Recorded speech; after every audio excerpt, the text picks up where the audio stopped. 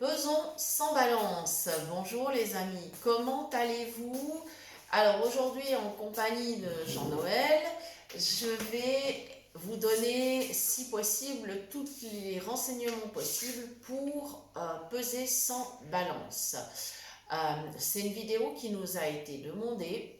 Alors on a creusé le sujet bien évidemment parce que habituellement on sait peser plus ou moins la farine, le sucre, ça s'arrête un peu là.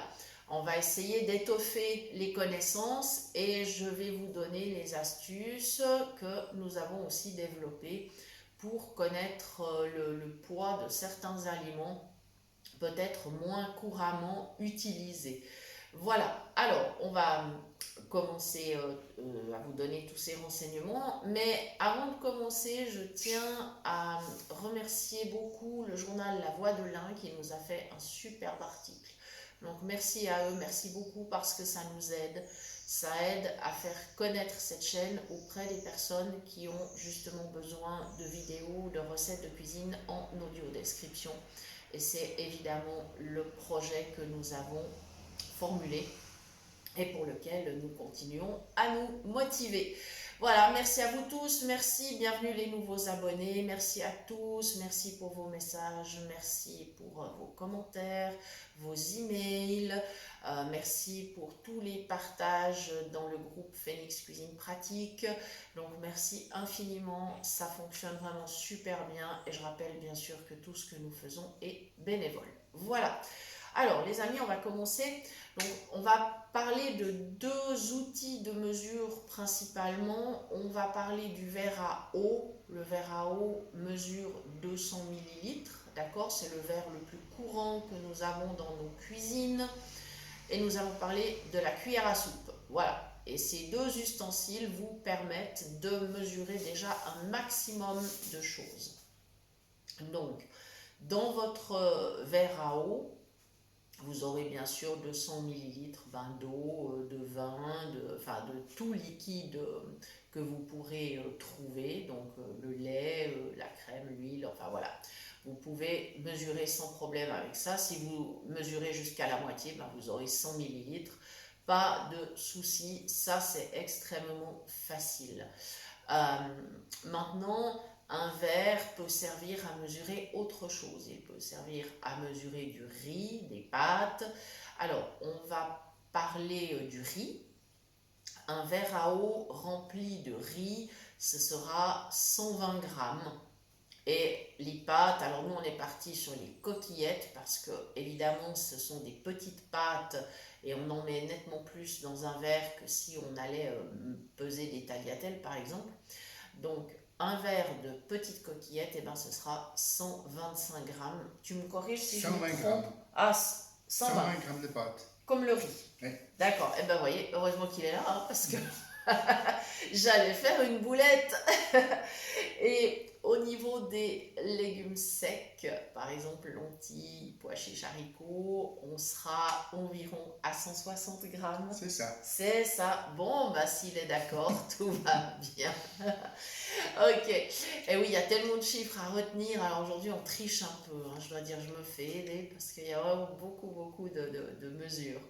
Ensuite, si on parle de la cuillère à soupe, eh bien, la cuillère à soupe peut nous servir à mesurer donc des ingrédients secs pour la pâtisserie. Par exemple, au niveau du sucre, une cuillère à soupe de sucre, ça pèse 15 grammes. C'est évidemment une cuillère rase parce qu'avec le sucre, il est assez difficile de faire une cuillère vraiment bombée. Donc voilà, ce sera 15 grammes pour le sucre semoule ou cassonade, voilà. Et ça sera 10 grammes par contre pour le sucre glace. Voilà, parce que le sucre glace est un petit peu plus léger. Ensuite, pour la farine, alors là on fera plutôt des cuillères bombées, bien bombées. Et on sera aux alentours de 25 grammes. Certains disent 20. Alors encore une fois, attention parce que les farines peuvent varier. Hein, il y a des farines blanches, il y a des farines complètes, semi-complètes, il y a des farines de toutes sortes. Et je vous donnerai tout à l'heure une astuce pour vraiment que vous soyez certain de vos mesures. Voilà. Dans la cuillère à soupe, vous aurez également 15 g de semoule. Voilà, parfois ça peut être aussi intéressant de peser ça. Et vous aurez environ 20 g de riz. Par exemple, si vous avez une recette où on vous dit il faut ajouter 40 g de riz, typiquement peut-être dans une soupe, voilà, vous n'allez pas vous amuser avec le verre à eau, etc. Donc, vous mettez 2 cuillères à soupe de riz et on n'en parle plus. Voilà. Donc ça, c'est les mesures les plus courantes. Dans cette cuillère à soupe, ensuite, vous pouvez mesurer, bien évidemment, des liquides. Vous aurez 15 millilitres d'eau, de lait, voilà. Vous aurez 15 grammes d'huile, de beurre, de mayonnaise, de crème fraîche. Et pour la moutarde, par contre, c'est un petit peu plus, c'est entre 18 et 20 grammes. Par contre, la moutarde, on la mesure plus facilement avec une cuillère à café et on sera autour de 6 grammes. Voilà. Avec la cuillère à café, on mesure aussi plus facilement le sel et on sera autour de 10 grammes. Retour, non, pardon, de 5 grammes, excusez-moi, là j'ai dit une grosse bêtise. Donc 5 grammes pour la cuillère à café. Et puis, avec la cuillère à soupe, on peut aussi peser des noisettes moulues, des amandes moulues, de la noix de coco moulue bien sûr, et on sera à environ 10 grammes. Parfois aussi, il faut peser le beurre. Voilà, donc pas toujours évident non plus. Alors, quelques petits repères. On va partir sur une plaquette de beurre de 250 grammes. Ce sont quand même les plus courantes. Donc, évidemment, si votre recette prévoit 125 grammes de beurre, vous allez simplement couper la plaquette en deux, c'est évident. Maintenant, si c'est plutôt 80 grammes de beurre, eh bien, vous allez partager votre plaquette en trois. Alors, si vous n'êtes pas sûr de mesurer correctement pour diviser un tiers, moi je vous donne une petite astuce toute simple.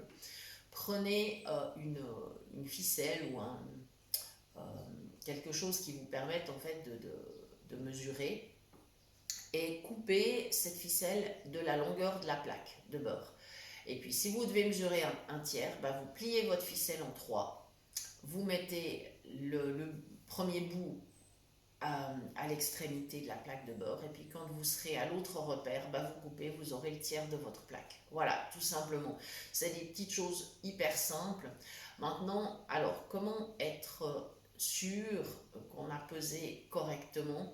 Effectivement, on a vu tout à l'heure qu'il y a plusieurs sortes de farine, etc.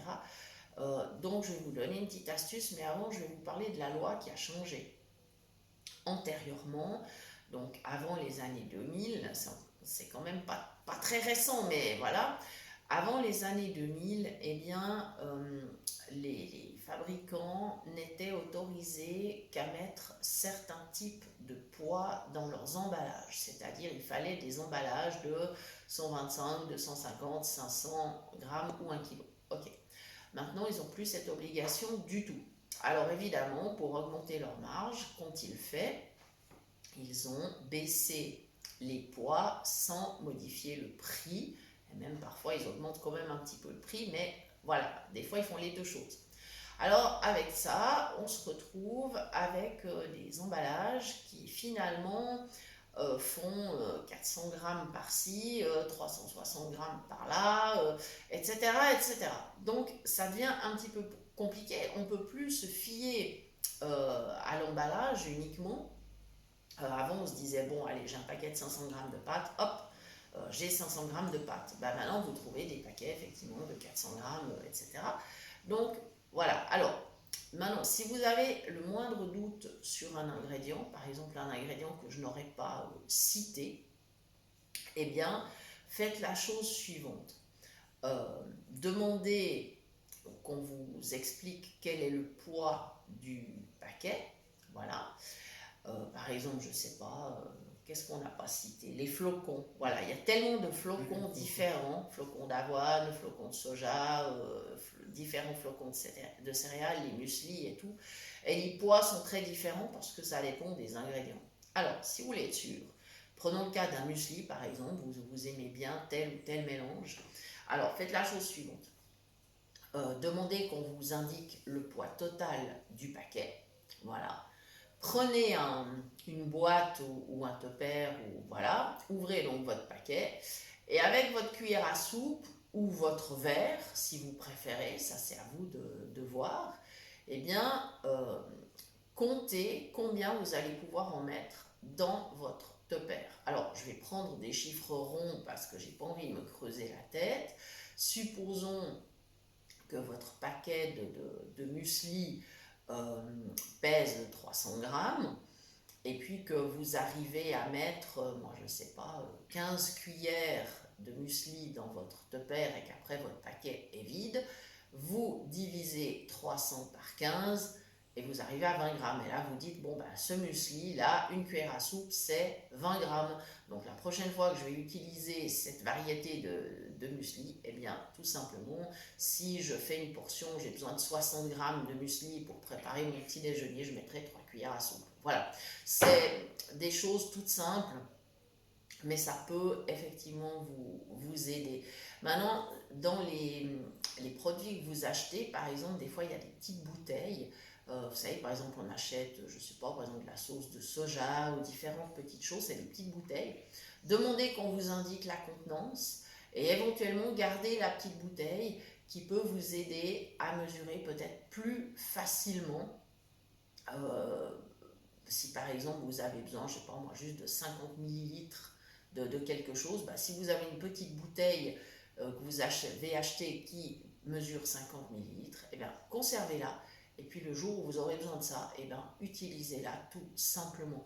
Voilà, il faut, ça je l'ai déjà dit dans d'autres vidéos, il faut connaître son matériel.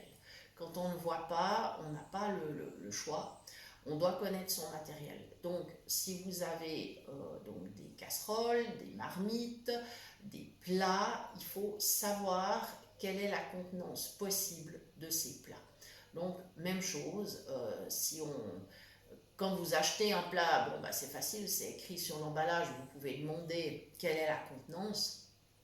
Si on vous en a donné un, ou bien que vous avez il y en a un, vous ne savez plus du tout, et bien pareil, vous sortez votre plat, vous le posez sur votre évier et avec votre verre à eau de 200 millilitres, ben vous remplissez, vous versez des verres dans le plat jusqu'à ce que vous arriviez au bord et à ce moment-là, ben vous saurez, si vous avez mis 10 verres, et ben c'est que votre plat contient 2 litres. Voilà, c'est des choses qu'il faut mémoriser parce que dans les recettes, parfois c'est indiqué aussi, prenez un plat de telle contenance, voilà, ça vous évite les mauvaises surprises quand vous allez par exemple verser une masse dans un plat ou dans un moule pour préparer une pâtisserie ou autre, et ça vous évitera les mauvaises surprises. Si vous connaissez bien la contenance de votre matériel, et bien vous n'aurez pas de problème.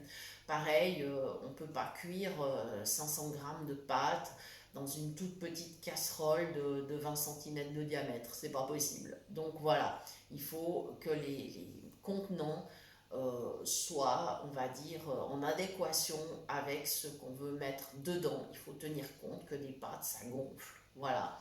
Donc il faut de la place, il faut les cuire dans pas mal d'eau. Et donc, automatiquement, eh bien, il faut un contenant suffisamment grand. Donc, par exemple, pour vos 500 grammes de pâtes, eh bien, vous utiliserez plutôt une marmite dans laquelle il va au moins 5 litres d'eau, par exemple. Voilà. Donc ça, c'est aussi important de savoir.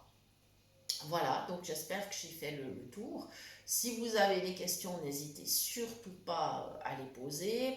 Envoyez-nous un mail à cuisinepratique@mail.ch ou mettez un petit commentaire sous la vidéo ou sur notre page Facebook ou venez nous rejoindre dans le groupe Phoenix Cuisine Pratique qui est donc notre groupe WhatsApp qui fonctionne super bien, qui est très convivial.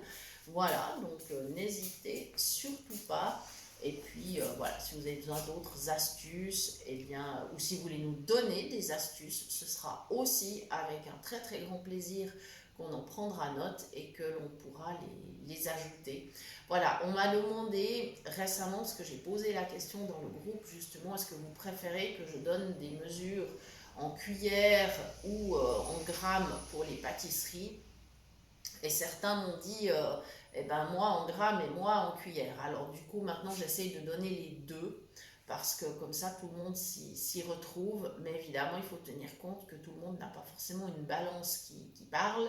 Et donc, c'est pas toujours évident de peser les aliments. Voilà, j'espère vraiment que cette vidéo vous aura aidé au maximum.